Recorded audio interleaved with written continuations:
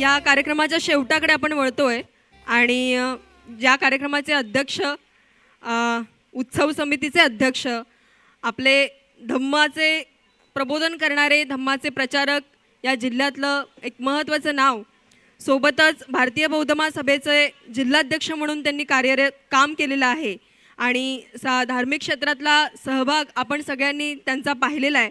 सोबतच भारतीय बौद्ध महासभा महाराष्ट्र राज्यकारिणीचे ते सदस्य असून संपूर्ण देशामध्ये बुद्धिस्ट सोसायटी ऑफ इंडिया या धार्मिक संघटनेमार्फत होणाऱ्या शिबिरांमध्ये समता सैनिक दल यांच्यामध्ये जिल्हा लेवलचं जे काही कोऑर्डिनेशन आहे ते कोऑर्डिनेशन तळागाळापर्यंत घेऊन जाण्याचं काम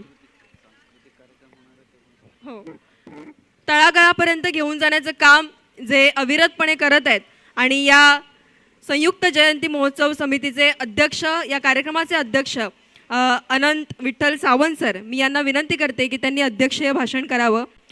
मी अजून एक या ठिकाणी सूचना देते की या कार्यक्रमानंतर लगेचच आपण सांस्कृतिक कार्यक्रम सुरू करणार आहोत। हॅलो,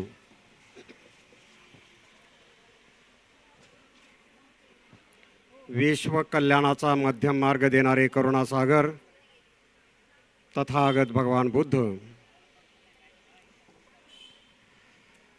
चक्रवर्ती राजा सम्राट अशोक आणि ज्यांची आपण या ठिकाणी 135वी जयंती या उत्साहामध्ये आणि जल्लोषामध्ये साजरी करत आहोत, ते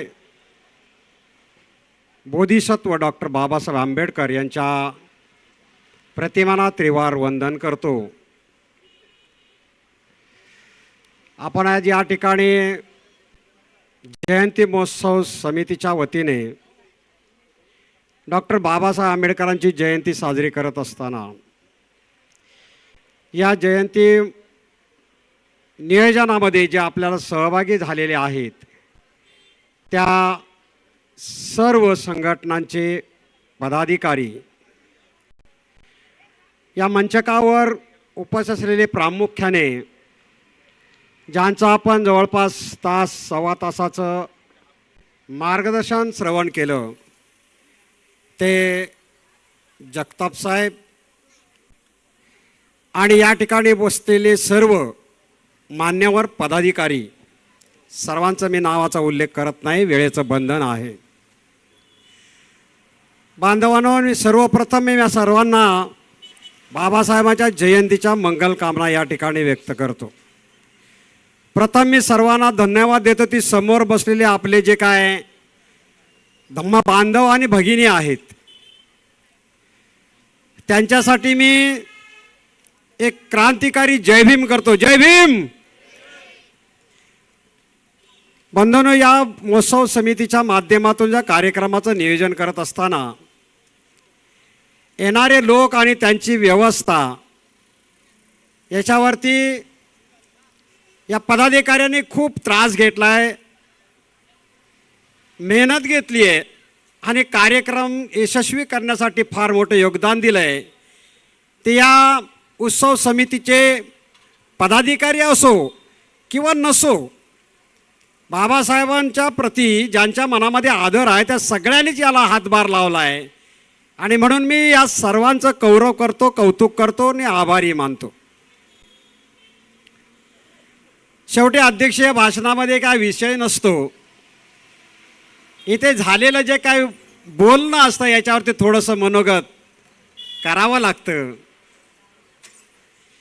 मी प्रामुख्याने जगताप सरांना एक आभार मानतो त्यांचे किंवा अभिनंदन करतो की जी आपण जयंती साजरी करतोय बाबासाहेबांची, या जगामध्ये असे जे काही राष्ट्रीय पुरुष आहे किंवा फार महान विभूती होऊन गेल्या, व्यक्ती होऊन गेल्या, त्यांचे विचार चिरकाल टिकवणं हा मूलभूत हेतू या जयंतीचा असतो। कारण या महापुरुषांचे विचार हे प्रत्येक माणसाला या जगामध्ये दीपस्तंभासारखे मार्गदर्शक ठरतात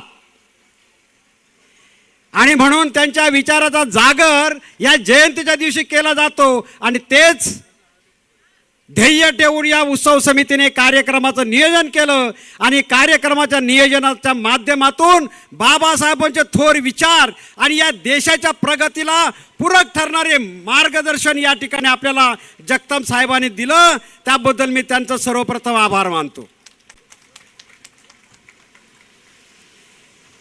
बांधवांनो, बाबासाहेबांचे संदेश तर आतापर्यंत अनेक वेळा अनेक लोकांच्या माध्यमातून ऐकत आलो. या ठिकाणी आता आपल्या या कार्यक्रमामध्ये मंत्री महोदयांनी सुद्धा बाबासाहेबांचे जे काही संदेश होते त्याची जाणीव करून दिली. जगताप साहेबांनीच काय, पण आमच्या काही लोकांनी सुद्धा सांगितलं की आम्ही सगळे एकत्र आहोत. नाही, आहोतच, आम्ही एकत्र आहोतच. पण अशा काही जातीयवादी लोकांनी आमच्या समाजामध्ये बाबासाहेबांनी सांगितलेला खापऱ्या तयार केलाय. या खापऱ्याला ओळखलं पाहिजे. हा खापऱ्या जेव्हा आमच्या समाजातून बाहेर जाईल तेव्हा एक निष्ठा समाज तुम्हाला दिसेल. त्याचा शोध घ्या. आम्हाला या खापऱ्यांचा शोध घ्यायचा आहे. जेव्हा खापऱ्या याच्यातून बाजूला होतील तेव्हा समाज हा एक संघ समाज असणार आहे आणि एका विचारामध्ये वागणारा समाज हा राहणार आहे. ही काळ्या दगडावरची रेघ आहे. हेच लोक आमच्या कार्यक्रमामध्ये येतात, आमच्या कार्यक्रमामध्ये सन्मान घेतात आणि आम्हालाच दूषण लावून जातात. आमच्या लोकांनी हे समजून घेतलं पाहिजे. आमच्या लोकांनी हे समजून घेतलं पाहिजे की आमच्याच समाजाचा वापर करतात, आमच्याच जनसमुदायाचा वापर करतात आणि आमच्याच कुठेतरी दूषण लावून जातात. अशा लोकांना सुद्धा आपण किती महत्त्व द्यायचं. म्हणून म्हणतो बांधवांनो, या सगळ्या गोष्टीवरती बोलायला भरपूर वेळ लागेल.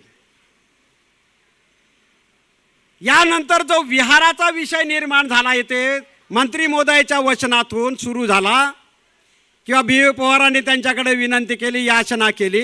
त्यांची याचना रास्त होती किंवा त्यांना आठवण करून देण्याची त्यांचा मानस होता. मी म्हणतोय बुद्ध विहाराची आरक्षित केलेली जागा ही बौद्ध समाजाला मिळालेली होती आणि ती बौद्ध समाजाला तुम्हाला द्यावी लागेल. समाज माघार घेणार नाही या संघर्षातून. प्रत्येकाने याची जाणीव करून घ्या. शासनाला या सगळ्या गोष्टीचा जाब हा समाज विचारणार आहे. त्याच्यामध्ये समाज कधीही मागे पडणार नाही. जेवढे प्रयत्न आहेत तेवढे निकराचे प्रयत्न आम्ही करणार आहोत.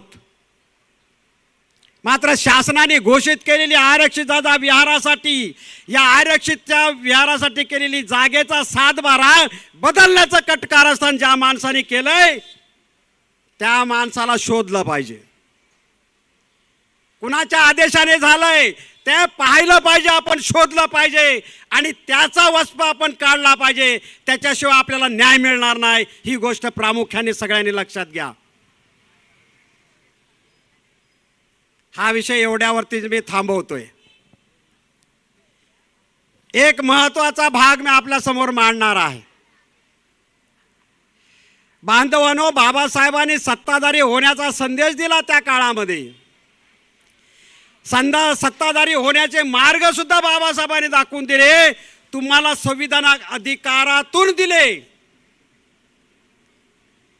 मात्र काय लोकांनी आमचे ते मार्ग बदलण्याचे किंवा बंद करण्याचं षडयंत्र रचलेलं आहे, कटकारस्थान रचलेलं आहे. आज हे आमच्या लक्षात येत नाही आहे आणि याच्यासाठी आमच्या समाजातले काही लोक बळी पडलेले आहेत. मी म्हणतो पुरुषांचं सोडा. पुरुष एक वेळ विकला गेला असेल, आपण सोडून देऊ. बाबासाहेबांचा जास्त विश्वास हा स्त्रियांवरती होता. बाबासाहेबांनी आपल्या चळवळीमध्ये स्त्रियांना अग्रस्थान दिलेलं आहे. त्या स्त्रियांना सुद्धा कुठल्या तरी बचत गटाच्या माध्यमातून, कुठल्या तरी माध्यमातून मतदानाच्या काळामध्ये बचत गटाच्या नावाने 10,000 रुपये येतात.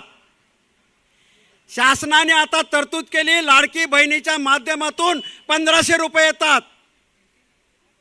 त्या आमच्या महिलांना देखील ते 1500 रुपये आणि बचत गटाला येणारे 10,000 रुपये निवडणुकीच्या काळामध्ये महत्त्वाचे वाटायला लागलेत. बांधवांनो आणि भगिनींना मी प्रामुख्याने या ठिकाणी सांगेन की हे 1500 रुपये आणि हे 10,000 रुपये पुढची तुमची पुढी जी काय गुलामी जाणार आहे त्याची ही किंमत आहे, ही लक्षात घ्या. मग 1500 रुपयामध्ये जर का आम्हाला गुलामीची स्वीकारायची असेल तर तुम्ही जरूर स्वीकारा, पण आम्ही शेवटपर्यंत लढणार, सोडणार नाही. बाबासाहेबांनी दिलेले अधिकार आहे ते आम्ही सोडणार नाही. आणि म्हणून हे 1500 रुपये आणि हे काय येणारे 10,000 रुपये या गोष्टीकडे महिलांनी प्रामुख्याने विचार करायला हवा. कारण तुमची मुलं याच्या पुढे गुलाम बनणार आहेत, कुणी रोखू शकणार नाही. ही महत्वाची गोष्ट आहे. बांधवांनो, जास्त वेळ झालाय म्हणून मी पुढे आवर्तच घेतोय. आपण सर्वांनी या जयंती महोत्सवामध्ये अगदी तन मन धनाने जेवढ्या संघटना या महोत्सवामध्ये सामील झाल्या त्या सर्व संघटनाने एक चांगल्या पद्धतीचं बळ दिलं, चांगल्या पद्धतीची साथ दिली आणि चांगल्या पद्धतीचा प्रचार देखील केला. अनेक संघटनांचे एकत्र कार्यक्रम करणं हे थोडंसं त्रासाचं असतं, पण या कार्यकर्त्याच्या सहभागामुळं आम्हाला ते शक्य झालं आणि म्हणून हा कार्यक्रम आपण या ठिकाणी यशस्वी केलेला आहे. थोडीशी येथे या ठिकाणी जागेची कमतरता पडली. थोडंसं शासनाचा हा रस्ता आहे तो रहदारीचा रस्ता आहे आणि मुख्य रस्ता आहे आणि या रस्त्यामध्ये मंडप घालणं किंवा तो 2-2, 3-3 दिवस अडवून ठेवणं हा थोडीशी अडचणीची भाग आहे. तरीसुद्धा या प्रशासनाने, नगरपालिकेने, पोलीस यंत्रणेने आपल्या सर्वांना साथ दिली आणि 2 दिवसासाठी हा रस्ता आपल्याला बंद करून दिला आणि म्हणून आपल्या सर्वांची सावळीमध्ये बसण्याची आम्हाला व्यवस्था करता आली. निश्चितच त्याच्यामध्ये काय उणिवा राहिल्या असतील, त्रुटी राहिल्या असतील, त्याबद्दल मोठ्या मनाने तुम्ही आम्हाला माफ कराल अशा पद्धतीची आपल्याकडून एक रास्त अपेक्षा करतो. या कार्यक्रमामध्ये नक्कीच आपल्याला जो काय धम्मरथ बनवून दिला ते आपले बांधव इथं आलेलेच नाही ना? आलेत का? जरा ज्याने धम्मरथ दिला त्या बांधवांनी जरा पुढे यावं. बांधवांनो, एक चांगल्या पद्धतीचा संदेश आणि त्यांनी जो काय धम्म बनवला, त्यांची जी काय संकल्पना त्यांच्या स्वतःच्या मनाने ठरवली आणि आताच्या रास्त आणि आजच्या घडीला पूरक अशा पद्धतीचा धम्मरथाची संकल्पना केली आणि त्यांनी साकार केली. त्याबद्दल मी त्यांना धन्यवाद देतो आणि त्यांचा एक फुलाचा गुच्छ देऊन या ठिकाणी जगताप सरांच्या हस्ते त्यांचं अभिनंदन या ठिकाणी आपण करूया. दिले भारताला संविधान दिले भारताला, जाण त्याची तुम्हारा. या नंतर आता मी समाप्त करणार आहे. आता जास्त वेळ नाही, फक्त 1-2 मिनिटासाठी सांगतो. बांधवांनो, हा जो आपल्याला एकत्र कार्यक्रम करण्याचा जो संकल्प आपल्याला आहे, हां